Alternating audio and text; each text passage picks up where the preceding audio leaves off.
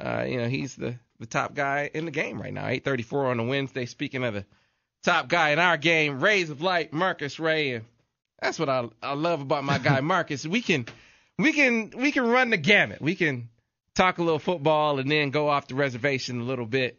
Now let's come back on the reservation, Marcus. And I made a comment a few weeks ago, and it was after another conversation with Brady Hoke, who lent credence to something that we speculated about.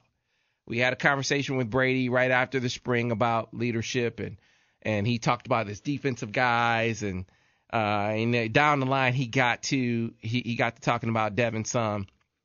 And I said to you at the time, I said, Marcus, is this kind of a challenge to Devin? Is he challenging Devin to be more of a leader? So then I went back to Brady and I put a very specific question to him about offensive leadership. And he started off talking about the receivers.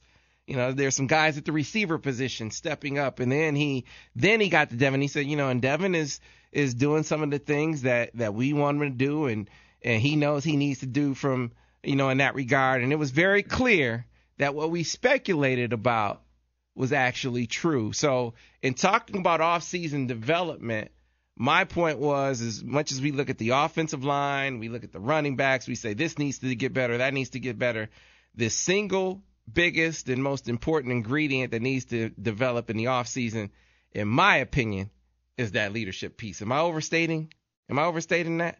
No, I don't think you're overstating it, and I don't think you can put enough emphasis on leadership, because leadership comes in a variety of forms, on the field, off the field, in college. classroom. It's important to you because you make a distinction between college and pros. Yeah. I can tell that from our prior conversation. Mm-hmm. So when you look at off-season workouts, guys that are there first and leave last, they're watching film already. Guys who are doing the right thing, not partying, and really trying to organize groups of players to watch film together or run their own 7-on-7 plays without the coaches around. And so really you win a championship in the off season. And so leadership is what drives the off season, because you have to work hard. The coaches aren't there. They're not around the players like they are every day during camp or during the season. So there has to be some individual ownership of what type of team you're going to have, starting with the quarterback. But every position needs at least a position group leader who is going to be that guy. And believe it or not, Charles wasn't a very vocal guy until March of 97. He actually started bringing it up after practice, saying, all right, guys, let's go. He was trying to win all of the races every time we ran. And,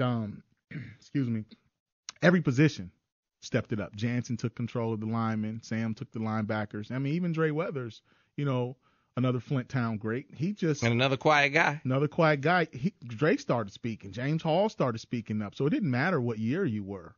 It just mattered that you were going to buy in and you were going to try to win a championship. So everybody stepped up their leadership. So to a man, it's very important. Yeah, I want to be clear. It's not saying that Devin isn't a leader or doesn't display leadership ability. I think, to me, what stands out is when you look at that side of the ball.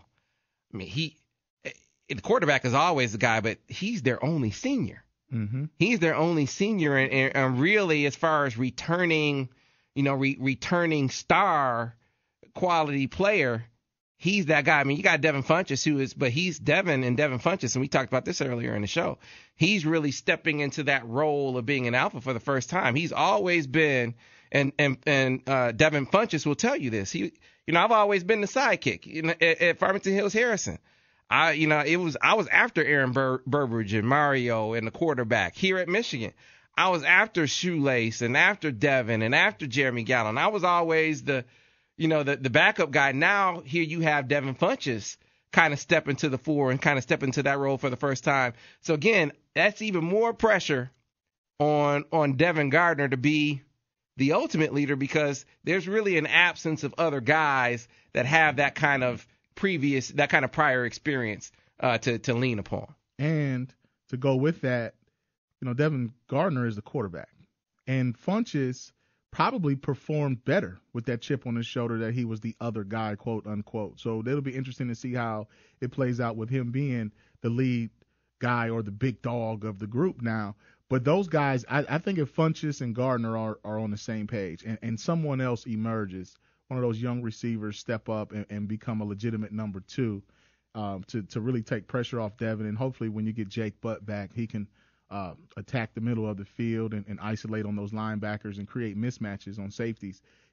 I think this offense has a chance to be really good from a personnel standpoint. You said something that spoke to me because it reminded me of a conversation that we had with the Michigan assistant basketball coaches, who I continue to say, I mean, this crew of guys is outstanding. Yeah. It's an outstanding crew of coaches.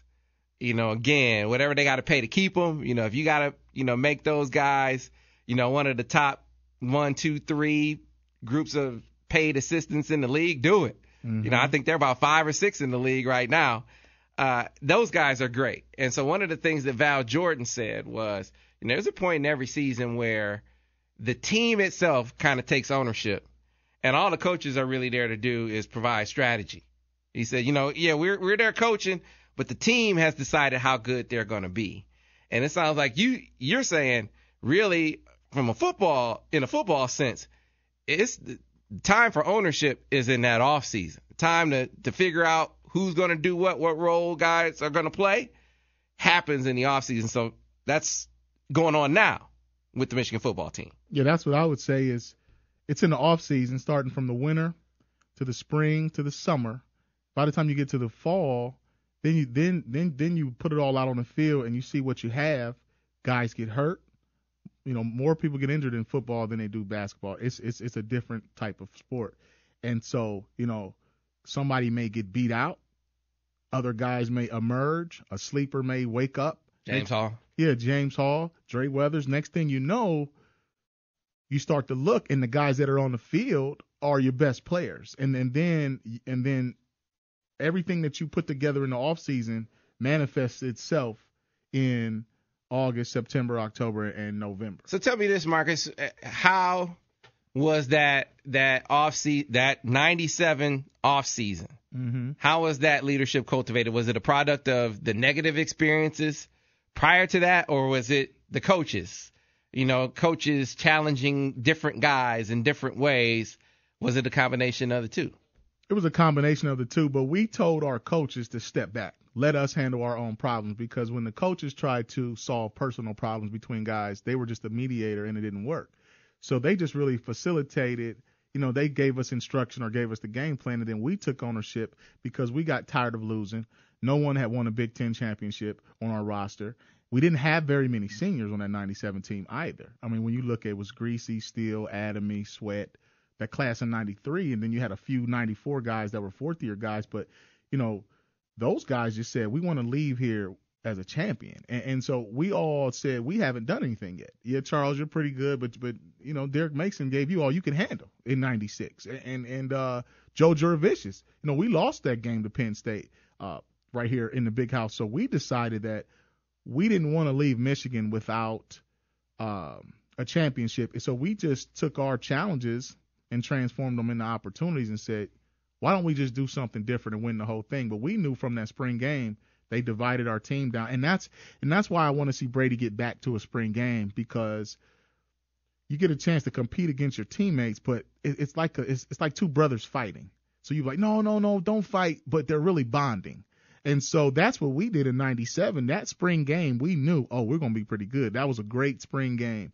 And I forgot which team won. But at the end of it, we all came together. We had a team meeting. Everybody put their personal differences aside. Left those ladies alone? Not alone, but the ladies in common. You left that part alone. Yeah, basically what we said with the ladies was this. Who do you like? Who is your girlfriend? Okay? Because we need to know who's off limits and who's on. It's like, well, I like so-and-so. All you hard ankles, stay away from so-and-so, and we won't have any problems. And basically that was a free-for-all before that. It was whatever. Yeah, it was, if she was okay with it, then everybody else was okay with it. We didn't care about your teammates' feelings, but we actually sat down and said, who's your girlfriend? Who do you like? What's going on? Matter of fact, we'll give you 3 people. Who are the 3 people that you like the most? And we're going to leave that out of the equation. And everybody starts saying, all right, hey, this and this. And I was like, okay. And then believe it or not, we were all on the same page and said, let's stick to football. And outside of football, we still have to be teammates and work together. And we're not going to let any outside forces, whether it's friends, family, women, divide what we're trying to do. And I'm telling you, we stuck to that. And we actually had a better time together. We bonded. It was something about lining up next to a guy that you could trust now. Because you're saying, hey, I gave you my word. You gave me your word. Now let's work out hard together and let's go out here and win a championship. Believe it or not, that's the truth. And, people think just, you're on a team, so, everyone's cool. And that's not always the case. Personalities clash. Some guys stood up and said, I think, they start calling each other out and said, cut out some of the jokes, man. Joke with him. Don't joke with me like that. And so we were like, oh, okay, because when you're in a locker room, you actually joke with whoever. Mm-hmm. Oh, look at his shoes, or oh, he got a cheap Walkman, or whatever was going on, and all. And then it's kind of like, oh, I'm not gonna talk to so and so like that. I'm gonna keep the jokes over here with the defensive backs. Yeah, I think that's one of the things with Devin that has been a process. He's a jokester, and everybody's not on that. Everyone doesn't take that. So you have to know your teammates. That's the thing. We actually got to know one another, and we stopped assuming. So that's what really built our trust and brotherhood. It was like, okay, let's do this with respect. And so if I'm going to expect him to line up and trust me on the field, then we've got to develop something off the field. And so when you watch Charles and I play the game, even with Dre too, like we were actually friends. We lived over here in Woodbury Gardens. Dre lived in Woodbury Gardens, and Charles and I were roommates, and Diallo was there. Well, Dre would come over sometime and hang out, play a video game. We would make silly tapes and recordings, and we had a different bond. So we knew off the field was like, oh, these are my best friends. And so once we go on the field, I'm like, Dre, he's about to run an out route. Charles, get the post. I'll take the dig. And it was just a whole nother level of trust. And then we just stuck to that same process, man. And that's how we played the game. Yeah, good stuff. Ira, I know I'm supposed to be taking a break around this time. So we will take one more break. So what you're saying is you're turning this from a basketball or football game into a hockey game. This is the second intermission. And we will come back on the other side, close things out with a marathon Rays of Light session here on the Michigan Insider on Sports Talk 1050 WTKA, the official voice of University of Michigan.